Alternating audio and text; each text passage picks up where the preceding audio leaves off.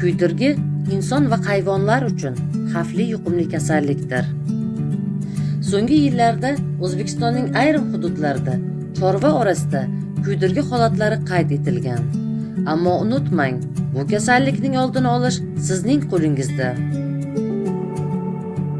Xavf omillari. Kuydirgi kasalligi ko'pincha kasal yoki o'lgan hayvon bilan bevosita aloqa, ularning terisi, jun yoki go'shti orqali yuqadi. Ayniqsa, emlanmagan chorva orasida xavf yuqori.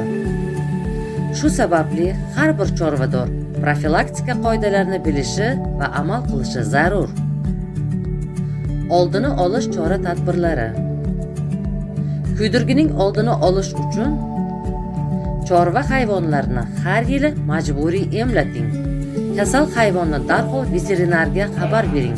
O'lik hayvonni ko'mish yoki sotish qat'iyan man etiladi.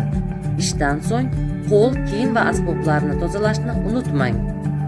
Aholining tibbiy savodxonligi va tozalik madaniyati sog'lom turmush tarzining poydevori.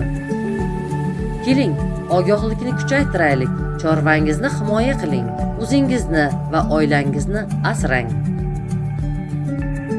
Sog'lom hayot ogohlikdan boshlanadi.